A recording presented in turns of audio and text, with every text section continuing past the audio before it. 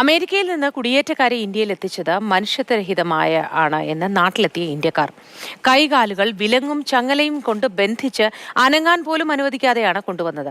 ഇന്ത്യയിലേക്കാണ് കൊണ്ടുവരുന്നത് എന്ന് അറിഞ്ഞിരുന്നില്ല എന്നും പഞ്ചാബ് സ്വദേശി ജസ്പാൽ സിംഗ് പറയുന്നു.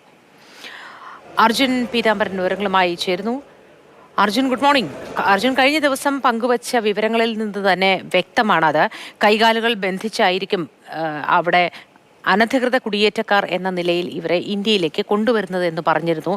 വളരെയധികം മണിക്കൂറുകൾ യാത്രയുണ്ട്. ഇതിനിടയിൽ ഇങ്ങനെ ബന്ധിപ്പിക്കപ്പെട്ട നിലയിൽ ഭക്ഷണമോ വെള്ളമോ മറ്റോ നൽകിയിരുന്നോ? അതുപോലും നൽകാതെയാണോ ഇവരെ നാട്ടിലെത്തിച്ചത്? എന്തുകൊണ്ടായിരിക്കും ഇവരെ ഇന്ത്യയിലേക്കാണ് കൊണ്ടുവരുന്നത് എന്ന് പോലും പറയാതിരുന്നത്? വിശദാംശങ്ങൾ എന്താണ് അർജുൻ?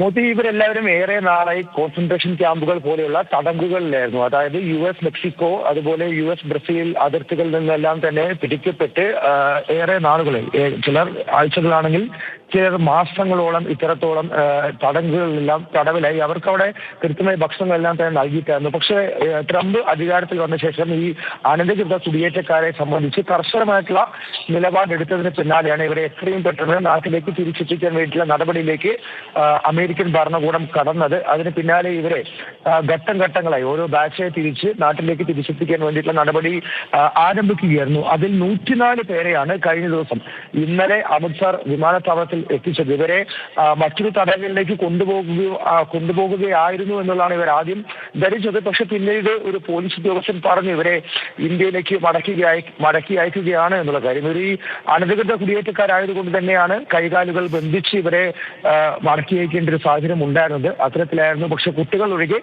വനിതകളെയും പുരുഷന്മാരെയും എല്ലാവരെയും കൈകാലുകൾ ബന്ധിച്ച് കയ്യിൽ ഈ വിലങ്ങും കാലിൽ ചങ്ങലയും അണിയിച്ചു തന്നെയാണ് ഇവരെ നാട്ടിലേക്ക് കൊണ്ടുവന്നത്. അതിന് ഈ വിമാനം കയറിയതിന് പിന്നാലെ ഇവർക്ക് വേണ്ട ഭക്ഷണം നൽകി പിന്നീട് ഈ ചങ്ങലയടക്കം അഴിക്കുന്നത് നാട്ടിലെത്തിയതിന് ശേഷമാണ് എന്നുള്ള കാര്യം കൂടി വ്യക്തമാക്കുന്നത്. ഇവർ പലരും പറ്റിക്കപ്പെട്ട്, അതായത് ട്രാവൽ ഏജൻസിമാരുമായി എല്ലാം തന്നെ പറ്റിക്കപ്പെട്ട് പലയിടങ്ങളിലും കുടുങ്ങിപ്പോയവരാണ്. ഇപ്പോൾ അമേരിക്കയിലേക്ക് കൃത്യമായിട്ടൊരു ജോബ് വിസ തരപ്പെടുത്തി തരാമെന്ന് പറഞ്ഞ് 30-40 ലക്ഷം രൂപ നൽകി. അങ്ങനെ ബ്രസീലിലേക്കും മെക്സിക്കോയിലേക്കും എല്ലാം തന്നെ വിമാനമാർഗം എത്തി. അവിടെ നിന്നും ഡോങ്കി റൂട്ട് എന്ന് പറയും, അതായത് കൃത്യമായിട്ടുള്ള വിസയോ പാസ്പോർട്ടോ ഒന്നും തന്നെ ഇല്ലാതെ കാൽനടയായിട്ടും ബോട്ടിലും എല്ലാം അമേരിക്കൻ അതിർത്തി കടക്കേണ്ട ഒരു സാഹചര്യം ഉണ്ടാകുന്നു. അത് അനധികൃതമാണ്.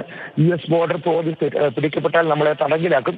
അത്തരത്തിലുള്ള സാഹചര്യത്തിലൂടെ കടന്നു പോയവർ തന്നെയാണ് ഇവരെല്ലാവരും ചതിക്കപ്പെട്ട് അവിടെ എത്തി എന്നുള്ളതാണ് പറയുന്നത്. പക്ഷേ ഇവർ ബോർഡറിലേക്ക് കടക്കുന്ന സമയം തന്നെ ഇവരെ US ബോർഡർ പോലീസ് പിടിച്ച് തടങ്കലിലാക്കിയിരുന്നു. അത്തരത്തിൽ പെട്ടുകിടക്കുന്ന നിരവധി ആളുകൾ ഇപ്പോഴും അവിടെ ജയിലുകളിൽ ഉണ്ട് എന്നുള്ള കാര്യം കൂടിയാണ് നിലവിൽ മടങ്ങിയെത്തിയവർ വ്യക്തമാക്കിയിരിക്കുന്നത്.